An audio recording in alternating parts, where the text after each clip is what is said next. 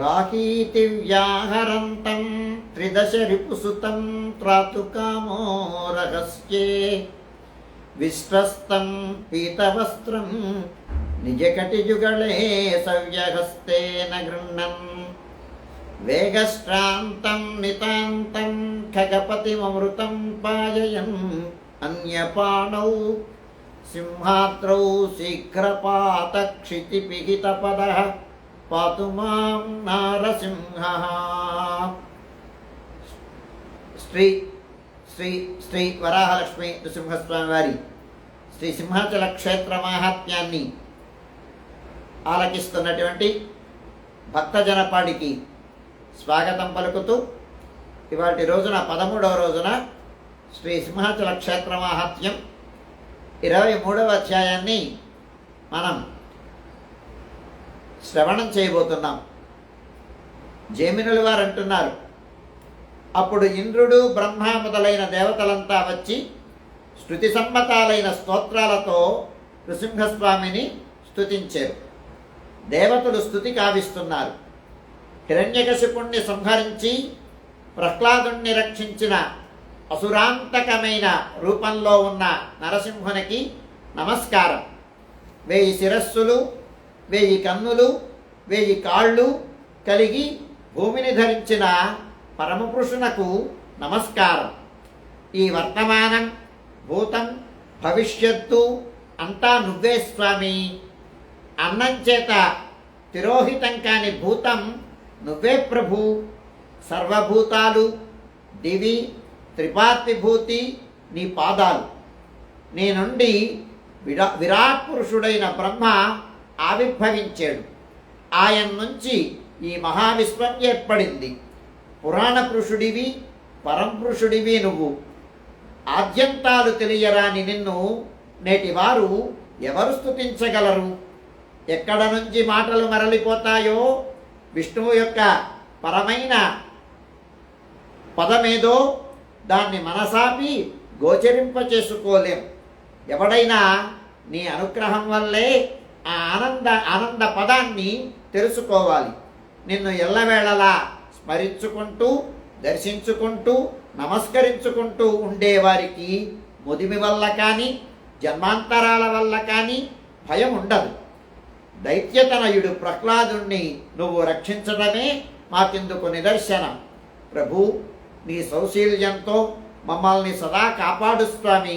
నరసింహ, నీకు నమస్కారం. దరిచేరిన మమ్ము సదా కాపాడు. జైమినులు వారు అంటున్నారు, దేవతలంతా ఇట్లా స్తుతించి సాష్టాంగంగా నమస్కరించి దోసిలొగ్గి అతి భయంగా ఎదుట నిలుచున్నారు.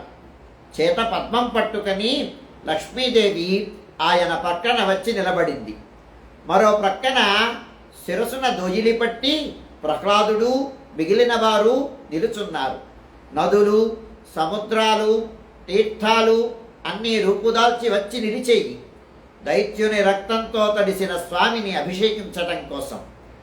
అప్పుడు బ్రహ్మ ప్రేరణతో ప్రహ్లాదుడు నృసింహస్వామి కోపాన్ని మెల్లగా తగ్గిస్తూ ప్రణమిల్లి అంజలి బంధంతో ఇట్లా స్తుతించసాగాడు.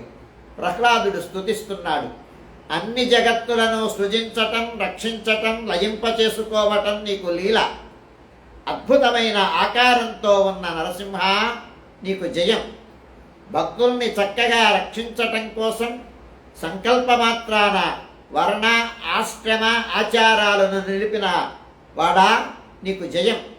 మత్స్య, కూర్మ, వరాహ, హయగ్రీవ ఆది అవతారాలెత్తి సహింపరాని భూభారాన్ని వహించినవాడా, నీకు జయం.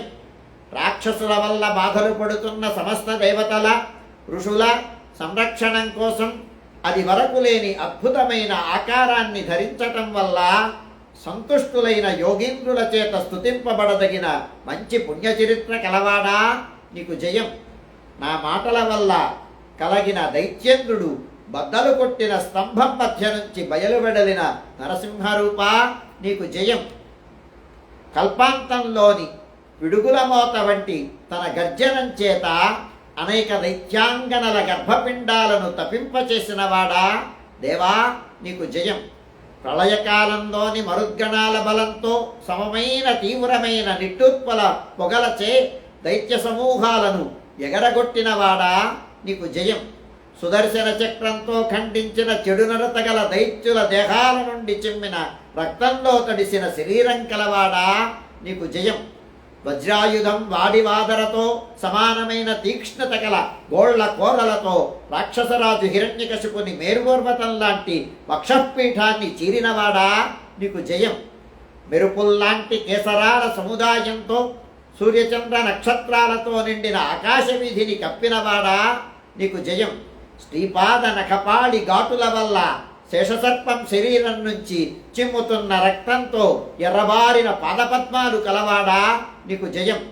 సూర్య చంద్ర అగ్నుల పుట్టుకకు చోటగిన మూడు కన్నుల కాంతుల చేత ముల్లోకాల చీకట్లను చీల్చినవాడా నీకు జయం. భూతాలు, భేతాళుడు, కుష్మాండ గణాలు మొదలైన దుష్టశక్తులకు భయం కలిగించే ఉజ్వలమైన దివ్యమైన గుణాలు నామాలు కలవాడా నీకు జయం. జీవులు జీవించే ప్రయత్నాలకు ఉపయోగించే లెక్కలేని బలం, వీర్యం, జ్ఞానం, శక్తి మొదలైన కళ్యాణ గుణములకు నిలయమైన వాడా జయం. సనక సనందనాదులైన యోగిజనుల పరిశుద్ధములైన మనఃపద్మాలలో సన్నిధి చేసిన అద్భుతము నిర్మలము అయిన ఆకారం కలవాడా నీకు జయం. ధర్మ అర్థ కామ మోక్షాలచే పురుషార్థాలను కోరే సజ్జనులు ఆశ్రయింపదగిన అడుగుదోయి కలవాడా నీకు జయం. బ్రహ్మ, శివుడు, ఇంద్రుడు, కుబేరుడు, అగ్ని, యముడు, వరుణుడు, వాయువు మొదలైన దేవగణాల చేత నమస్కరింపబడిన పదపద్మాలను కలవాడా నీకు జయం. నరసింహదేవా జయం. శాంత నరసింహ జయం. లక్ష్మీ నరసింహ జయం. దేవా జయం. నీకు నమస్కారం, నీకు నమస్కారం, నీకు నమస్కారం. జైమినులు వారు అంటున్నారు, ప్రహ్లాదుడికి పట్టాభిషేకం జరిగింది. స్తోత్రం అయ్యాక ప్రసన్నుడైన నరహరి ప్రసన్నములైన చూపులతో నలువైపులా చూచి లక్ష్మీదేవితో కలిసి లోకాలకు తన భక్తవాత్సల్యాన్ని కనబరుస్తూ ప్రహ్లాదుడి పట్టాభిషేకానికి దేవతలని ఆజ్ఞాపించాడు. అట్లాగే అని దేవతలు బ్రహ్మగారితో కలిసి సంతోషంగా హిరణ్యకశిపుని కుమారుడైన ప్రహ్లాదుణ్ణి దైత్యరాజ్యానికి అభిషేకించారు. తన ఆజ్ఞతో దేవతలు తండ్రి స్థానంలో అభిషేకించగానే సన్నిధి చేసిన సకల తీర్థాల వల్ల తాను అభిషిక్తుడై స్వామి శాంతరూపుడైనాడు. ద్విజులారా, కృతశౌచం, హరం పాపం, సింహాచలం, అహోబలం అనే 4 స్థలాల్లో 4 విధాలు నెలకొన్నాడు నృసింహస్వామి. ఎవరివి వారికి తిరిగి ఇచ్చాడు ప్రహ్లాదుడు. ప్రహ్లాదుడు కూడా దైత్యరాజ్యంలో దేవతలు అభిషేకించగానే నరహరి ఆజ్ఞతో భక్తితో దేవతలని పూజించాడు. భోగాల మీద కోరికలు లేని ప్రహ్లాదుడు దేవతల నుంచి దైత్యరాజు అపహరించిన వస్తువులన్నీ వారికి తిరిగి ఇచ్చాడు. వెనక తండ్రి చెరపట్టిన దేవతల స్త్రీలనందరినీ విడిచిపెట్టాడు. వాళ్ళు చాలా సంతోషంతో స్వర్గానికి వెళ్ళిపోయారు. దేవతలు స్వర్గానికి వెళ్ళటంతోనే నృసింహస్వామి అంతర్ధానమయ్యాడు. ప్రహ్లాదుడి పరిపాలనం తరువాత ప్రహ్లాదుడు దైత్యరాజ్యాన్ని నిష్కంటకంగా పరిపాలించాడు. ఎండకు ఎండిపోయి వాడిపోయిన ఔషధుల్ని చంద్రుడు రంజింపచేసినట్లు తండ్రి పీడించిన దేవతల్ని ప్రజల్ని ప్రహ్లాదుడు సంతోషపెట్టాడు. భగవద్భక్తుడైన ఆ ప్రహ్లాదుడు దైత్యాధిపతిగా ఉండగా దైత్య దానవులంతా సౌమ్య ప్రకృతులు అయిపోయారు.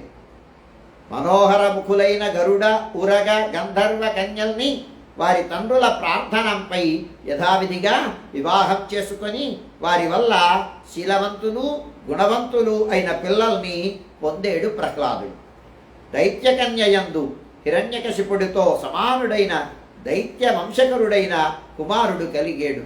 అతడే విరోచనుడు.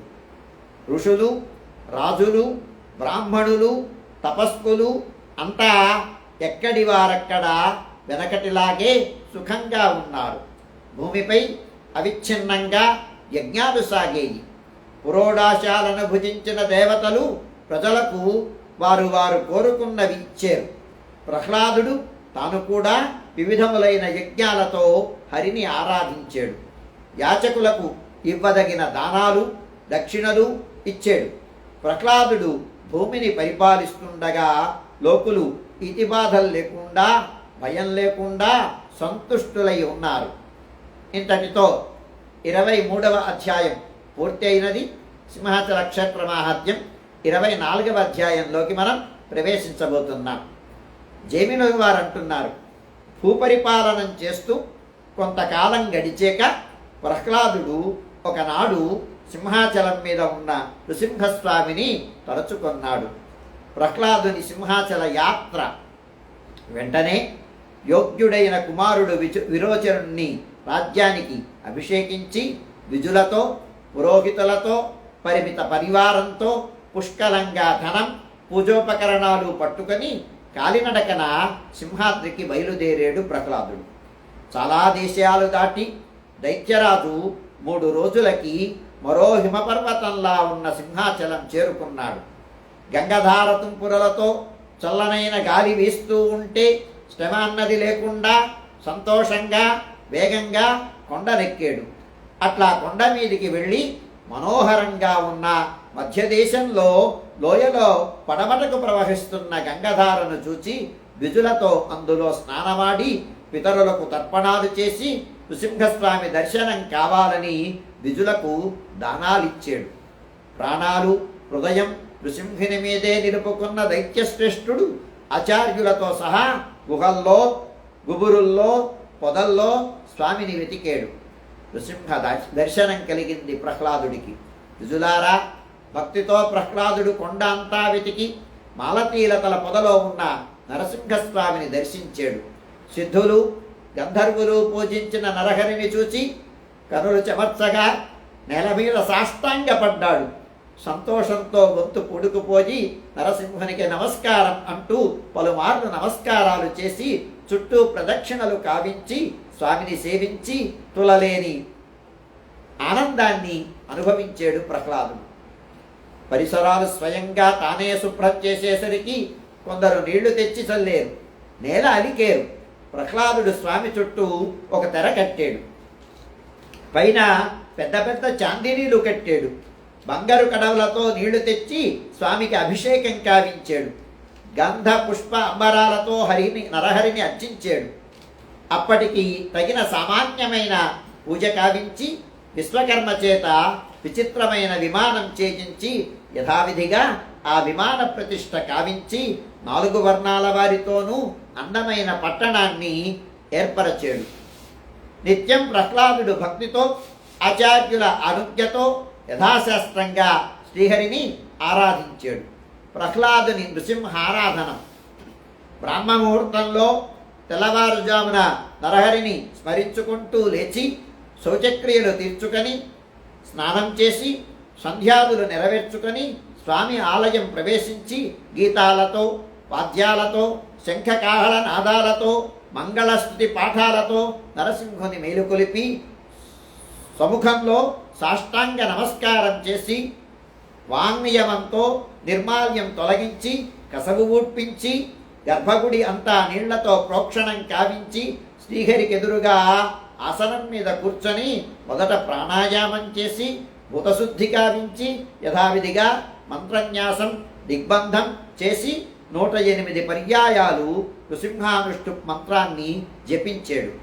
శుద్ధులు ఎడమవైపు పూర్ణకుంభం పెట్టుకొని శోషణాదులు చేసి ఎదుట ఆగ్నేయాది క్రమాన 5 పాత్రలు పెట్టుకొని వాటిని విడివిడిగా పూర్ణకుంభ జలాలతో నింపి వాటిలో సిద్ధార్థం మొదలైన ఔషధుల్ని నిక్షేపించి అభిమంత్రణం కావించి శుచిగా ఉద్ధరణితో అర్ఘ్యపాత్ర జలాన్ని తీసుకుని దానితో తనతో సహా యాగభూమిని పూజాద్రవ్యాలని ప్రోక్షించి ఏకాగ్రచిత్తంతో మనసులో తన్మయుడై భావకుసుమాలతో అర్ఘ్యపాద్యాలతో శ్రీహరిని ఆరాధించాడు ప్రహ్లాదుడు.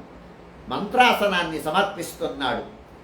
కర్ణికారాది పుష్పాలతో ఆయా నామాలతో ఆధారశక్తి మొదలైన వాటిని అనుక్రమంగా పూజించాడు. తరువాత మంత్రపీఠాన్ని అర్చించి మంత్రాసనం మీద దోసిలి నిండా పుష్పాలు తీసుకొని శాంతమూర్తి అయిన నరహరిని మెల్లగా మంత్రంతో ఆవాహనం కావించాడు. ఆవాహనాదులైన అష్టముద్రల్ని ప్రదర్శించాడు. ఆయా మంత్రాలతో అష్టోపచారాలని సమర్పించాడు. ఏకాగ్రతతో ఆయా ద్రవ్యాలయందు ఆయా ముద్రలు చూపించి అర్ఘ్య పాద్య ఆచమనీయాలను సమర్పించాడు. స్నానాసనాన్ని సమర్పిస్తున్నాడు ప్రహ్లాదుడు. తరువాత జాగరూకతతో స్వామిని స్నానాసనంపై ఆరాధించి సర్వాంగం నూనె పట్టించి మినపపిండితో నలిచి కుంకుమ పువ్వు అగరు మొదలైన వాసన ద్రవ్యాలు కలిపిన జలంతో స్నానం సమర్పించాడు. పురుష సూక్తంతో షోడశ రుక్కులతో క్రమంగా స్నానం చేయించి పవిత్రములైన ఔషధులు కలిపిన నీటితో సహస్రధారా పాత్రతో వేదఘోషతో స్నానం చేయించాడు. అలంకారాసనాన్ని సమర్పిస్తున్నాడు ప్రహ్లాదుడు. తరువాత నరహరికి నీరాజనం ఇచ్చి తెల్లని బట్టతో సర్వాంగాలు మెల్లగా తడి అద్ది మెత్తని విచిత్రములైన బట్టలు కట్టి పచ్చకర్పూరం మొదలైన పరిమళ ద్రవ్యాలు కలిపిన చందనాన్ని సర్వాంగము పూసాడు. సంపెంగలు, అశోకాలు, పున్నాగాలు, మల్లెలు, పొగడలు మొదలైన పూలతో కట్టిన మాలలని శిరసున బాహువలయందు సమర్పించాడు. తరువాత ప్రహ్లాదుడు స్వామికి అలంకారం కావించాడు. మెరిసిపోతున్న దివ్యమైన ఆభరణాలు తెప్పించాడు. సూర్యుడిలా మెరుస్తున్న శిరోరత్నయుతమైన మణికిరీటం శిరసున సమర్పించాడు. గరుడపత్తులు తాపిన కుండలాలు చెవులకు, ముక్తాహారాలు కంఠమాలలు మెడకు, కౌస్తుభంతో ప్రకాశిస్తున్న హృదయాభరణం అనేక రత్నఖచితాలైన బాహుపురులు, రత్నాలు తాపిన అంగదాలు భుజాలకు, ముంజేతులకు కంకణాలు, ఎడంచేతికి చందమామ లాంటి శంఖం, సూర్యబింబం లాంటి చక్రం కుడి చేతికి సమర్పించాడు. మొలకు పటకాతో మొలనూలు, పాదాలకు చిరుపువ్వుల అందెలు ఇట్లాంటి మెరసిపోతున్న అనేక రత్నాభరణాలతో నరహరిని అలంకరించి ఆనందించాడు ప్రహ్లాదుడు. తావులు చిమ్మే దశాంగ చూర్ణంతో ధూపం సమర్పించాడు. నెయ్యి కర్పూరాలతో దీపం అర్పించాడు. దివ్యములైన ఛత్రచామరాలు, వీవనలు సమర్పించాడు. అద్దం మొదలైన అష్టమంగళాలు చూపించాడు. సమంత్రకంగా శ్రీచరణాల మీద పుష్పాంజలి నర్పించాడు. పరివారార్చనం కావిస్తున్నాడు. చండ, ప్రచండ, కుముద, కుముదాక్షాది ద్వారపాలకుల్ని ఎదురుగా గరుడిని ఆయా మంత్రాలతో అర్చించాడు. నృత్య గీత వాద్యాలు పూజా సమయంలో వివిధ వాద్యకారులు మృదంగ, భేరి, పటహ, మురజ ఆది వాద్యాలని వాయించారు. కొందరు తూర్యాలు, కాహళలు, శంఖాలు మొదలైనవి ఊదేరు. పిల్లన గ్రోవితో కలిసి మెల్లగా తాళాలు వాయించారు. తీగమీటులతో లయానుగుణంగా శ్రావ్యంగా గాయకులు సంకీర్తనం చేశారు. సంతోషంతో కనుదమ్ములతో ఒకే మారు చక్కగా అభినయిస్తూ నటీనర్తకులు నాట్యం చేశారు. ఇట్లా మనోహరమైన పౌర్యత్రికం స్వామి మందిరంలో సాగింది. సానులు ఇంకా మరికొందరు చామరాలు వీచారు. మరికొందరు దివిటీలు, అద్దాలు, వీవనలు పట్టుకున్నారు. ప్రహ్లాదుడి ఆజ్ఞపై శ్రద్ధాభక్తులు కల పరిచారకులు అందరూ 72 ఉపచారాలు చేశారు. భోజ్యాసనాన్ని సమర్పిస్తున్నాడు ప్రహ్లాదుడు. తరువాత ప్రహ్లాదుడు స్వామిని భోజ్యాసనంపై వెంచేపు చేసి మధుపర్కం, శుద్ధాచమనం సమర్పించి స్వాదువుగా ఉన్న 4 విధాల అన్నం, బోలెడు కూరలు, నేతి అప్పాలు, ఎన్నో తీపి వంటకాలు, పాలతో బెల్లంతో వండిన రకరకాల భక్ష్యాలు, రసవంతాలైన భోజ్య, చోష్య, లేఖ్య పదార్థాలు, అరటి, పనస మొదలైన మంచి మంచి పళ్ళు, పచ్చకర్పూరపు తావులు చిమ్మే చల్లని పానకం, ఇలా ఎన్నో పదార్థాలు శ్రద్ధతో శుచిగా స్వామికి సమర్పించాడు. కర్పూర తాంబూలం సమర్పించాడు. ఇట్లా ప్రహ్లాదుడు రాజోపచార పద్ధతిలో నృసింహస్వామిని పూజించి చాలా ఆనందించాడు.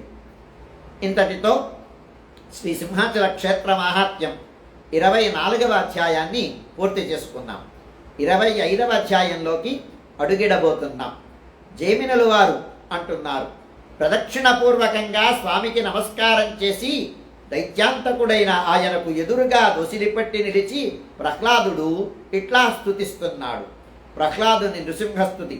సింహాద్రినాథ నీకు జయం, దైత్యాంతక నీకు జయం, సర్వభూత నాయక నీకు జయం, నరసింహ నీకు నమస్కారం, నీ మీదే మా మనసు, దేవతలకైనా దైత్యులకైనా సనాతనమైన దైవం నువ్వే, అంచేత నీ పాదాలని నేను ఎల్లప్పుడూ శరణు పొందేను.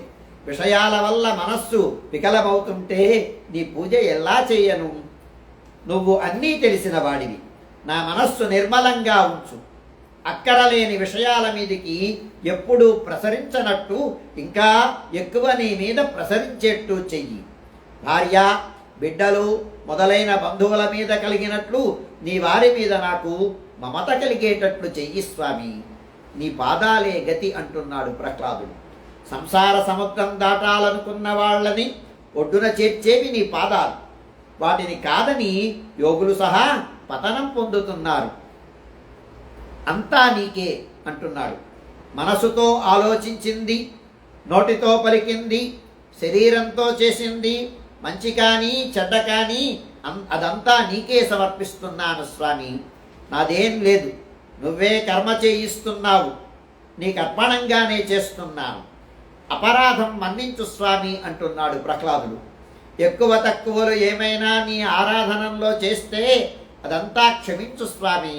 నరసింహ నీకు నమస్కారం, దైత్యకులంలో పుట్టిన నన్ను రక్షించటానికే నువ్వు వైకుంఠం నుంచి గరుడుణ్ణెక్కి వచ్చేవు అంటే నిన్ను ఆశ్రయించి నువ్వే గతి అనుకుంటున్న వాళ్ళ మాట వేరే చెప్పాలా? నిత్యమంగళం నీకు స్వామి అని మంగళం పాడుతున్నాడు. నన్ను రక్షించడం కోసం ఈ కొండ మీద వలసిన నీకు కల్పాంతం నిత్యం మంగళములే అగుగాక.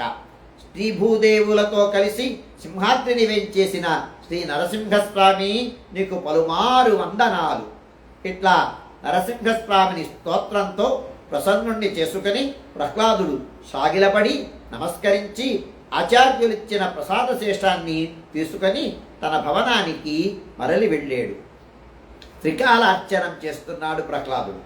ఇలా 3 వేళలా సంతోషంతో నృసింహార్చనం చేస్తూ ప్రీతుడై కాలం గడుపుతున్నాడు ప్రహ్లాదుడు. ఇంతటితో 25వ అధ్యాయాన్ని పూర్తి చేసుకున్నాం.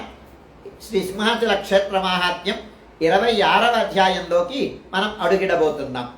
బ్రహ్మగారి క్షీరసాగర ప్రయాణం. జైమినులు వారు అంటున్నారు, ఇంతలో ఒకప్పుడు విష్ణువు ధరించిన మత్స్యకూర్మాది అవతారాల ప్రసంగంలో పరమాద్భుతమైన నృసింహావతార కథల్ని తుంబురుడు మొదలైన వారు గానం చేస్తూ ఉంటే కమలభవుడైన బ్రహ్మ వినటం తటస్థించింది. దానితో భూమి మీద ఆ నరసింహస్వామి మూర్తులు ఎన్ని రకాలున్నాయి, భుక్తి ముక్తులిచ్చే క్షేత్రాలు అహోబలం మొదలైనవి ఎన్ని ఉన్నాయి, వాటిలో గొప్పదేది, శాంతంగా ఉండేది ఏది అని ప్రశ్నలు కలిగి సమాధానం తెలుసుకోవడానికి ఆ బ్రహ్మగారు స్వామి వేంచేసి ఉన్న క్షీరసాగరానికి వెళ్ళారు. ఆయన్ను చూడగానే అక్కడున్న సనకసనందనాదులైన ముఖ్యులు ఎదురు వచ్చారు. పాలకడలిలో ఆనంద కోలాహలం సాగుతోంది. పాలకడలిలో స్వామి నివాసం బంగారు ప్రాకారాలతో రతనాల గోపురాలతో వెలిగిపోతోంది. పాలకడలి తరగల మించి గాలికి వచ్చిన తుంపురలతో తడిసి ఉంది. అద్భుతమైన ఉద్యానవనాలున్నాయక్కడ. వాటిలోంచి మెల్లగా గాలులు వీస్తున్నాయి. రకరకాల తేనెను తాగిన మత్తెక్కిన తుమ్మెదలు తిరుగుతున్నాయక్కడ. గొంతెత్తి పాడుతున్న గంధర్వుల గానంతో దిక్కులు నిండిపోతున్నాయి. ఎక్కడ చూసినా స్వామి కైంకర్యం చేయాలన్న కుతూహలంతో ఉన్న ముక్త పురుషులే. ఎత్తైన కోట మణిస్తంభాలతో శోభిల్లుతోంది. లక్ష్మీనారాయణులు ఉన్నారక్కడ. అక్కడ యోగాసనంలో లక్ష్మీదేవితో కలిసి కూర్చున్న శ్రీహరిని చూసేరు బ్రహ్మగారు. సత్య జ్ఞాన ఆనందమయుడైన స్వామి ముఖపద్మం ఎంతో ప్రసన్నంగా ఉంది. కిరీటాదులైన ఎన్నో అలంకారాలు ధరించేడు స్వామి. మంచి వాసనలు విరజిమ్మే పూలమాలలు ధరించాడు. ఆయన ధరించిన వస్త్రం మెరుపులా ఉంది. కోటి చంద్రుల సాటిగా కానవస్తున్నాడాయన. దేవబృందాలు స్తోత్రాలు చేస్తున్నారు. ఇట్లాంటి సన్నివేశంలో చతురాననుడు లక్ష్మీ నృసింహస్వామిని సేవించుకున్నాడు. దూరం నుంచే చూసి సాగిలబడి నమస్కరించి లేచి దోసిలెగ్గి మెల్లగా దగ్గరకు వెళ్ళి స్తుతించాడు. బ్రహ్మగారు స్తుతి కావిస్తున్నాడు శ్రీమన్నారాయణుని. దేవతావల్లభులకు ప్రభువైన వాడా, శంఖచక్రాలు ధరించిన స్వామి, ఏ వికారము లేనివాడా, సత్యం జ్ఞానం ఆనందం రూపంగా కలవాడా, నరసింహ నీకు నమస్కారం. అన్నీ నువ్వేనయ్యా. నీ నాభికమలం నుంచి పుట్టిన బ్రహ్మను నేను. జగన్మయ, నీ శక్తితో ఈ జగత్తును నేను సృజించాను. అనేక రూపాలు ధరించి నువ్వే దీన్ని రక్షిస్తున్నావు. రుద్రరూపంతో చివర నువ్వే సంహరిస్తున్నావు. అందరికీ నీ ఆజ్ఞే. ఇంద్రుడు మొదలైన దేవతలంతా నీ ఆజ్ఞలను అమలుపరిచేవాళ్లే. అన్ని లోకాలకు కర్తవి, పాలకుడివి, హర్తవి కూడా నువ్వేనయ్యా. అవతారాలు గొప్ప మత్స్యరూపం ధరించి సోమకాసురుణ్ణి కడతీర్చి వేదాలను నాకు ప్రసాదించిన మధుసూదనుడివి నువ్వే. దేవతలు రాక్షసులు అమృతం కోసం సముద్రం చిరుగుతూ ఉంటే కూర్మరూపం ధరించి మందరాద్రిని ధరించిన కైటభారివి నువ్వే. దేవతల్ని పీడించిన హిరణ్యాక్షుణ్ణి వరాహ రూపంతో సంహరించి భూమిని ధరించేవు నువ్వు. ఇప్పుడు నరసింహస్వరూపంతో పెనురక్కసి హిరణ్యకశిపుణ్ణి చీల్చేవు. మహాబలులైన రక్కసుల తలలతో బంతులాటలాడిన నీ గొప్పదనం ఎవరు తెలుసుకోగలరు? నరసింహావతారం అద్భుతం, అసమానం. స్వామి, నీ అవతారాలు చాలా మార్లు చూశాను స్వామి. అవేవి ఈ నరసింహావతారానికి సరికావు. ఆ అవతారం ముందు నేను శివుడు కూడా నిలవలేకపోయాం స్వామి. కన్ను తెరిచి చూసేటప్పటికే దైత్యులు నిశ్చేష్టులై బూడిదైపోయారు. హిరణ్యకశిపుణ్ణి చంపటానికి నువ్వు సిద్ధపడుతున్నప్పుడు నాకే ప్రయాజ్ఞికాలాగ్నిలా కనపడ్డావు. ఆ రూపం తలుచుకుంటూ ఉంటే ఇప్పటికీ నా మనస్సు నీళ్లల్లో చంద్రుడిలా నిలకడ లేకుండా పోతోంది స్వామి. సౌమ్య రూపం ఎక్కడా అని అడుగుతున్నాడు బ్రహ్మగారు. భూమి మీద నరసింహం రూపం నీది సౌమ్యమైనది ఎక్కడైనా ఉంటే నీ అనుగ్రహం వల్ల సందర్శించుకోవాలని ఉంది స్వామి. ఇట్లా ప్రార్థించి వినయంతో వంగి నిలచిన బ్రహ్మను చూసి దయతో నవ్వుతూ స్వామి అంటున్నాడు, సింహాచలంలో శాంతరూపంతో నేను ఉన్నాను, దర్శించు అంటున్నాడు నృసింహస్వామి. చతుర్ముఖ, అవును, అలాగే నువ్విచ్చిన వరాలతో పొగరెక్కిన హిరణ్యకశిపుణ్ణి చంపటం కోసం అప్పుడు నేను అలాగే ఉన్నాను. హిరణ్యకశిపుణ్ణి చంపేక లక్ష్మితో కూడా నేను ప్రహ్లాదుని పూజలు స్వీకరిస్తూ సింహాచలంలో శాంతరూపంతో ఉన్నాను. మహోత్సవం జరిపిస్తున్నాడు బ్రహ్మగారు. చైత్రశుక్ల ఏకాదశి నాడు ప్రహ్లాదుడు నాకు మహోత్సవం చేయించాడు. దేవ ఋషిగణాలతో నేడే అక్కడికి వెళ్ళి శాస్త్రోక్తంగా నువ్వు కూడా నాకు మహోత్సవం చేయించు. ఆ మహోత్సవంలో నన్ను సేవించుకున్నవారు పాపాలు తొలగి పరమపదం పొందుతారు అంటున్నాడు. సింహాద్రికి వెళ్ళు అని చెప్తున్నాడు స్వామి. కనుక ఓయి చతుర్ముఖ, నువ్వు కూడా దేవతలతో మునులతో కలిసి వేగం సింహాద్రికి వెళ్ళి అద్భుత రూపంలో ఉన్న నన్ను సేవించుకో అని బ్రహ్మతో అని స్వామి మౌనం వహించాడు. ఇంతటితో శ్రీ సింహాచల క్షేత్ర మాహాత్మ్యం 26వ అధ్యాయం పూర్తి అయినది. రేపటి రోజున 27వ అధ్యాయంలోకి మనం ప్రవేశించుదాం. స్వస్తి.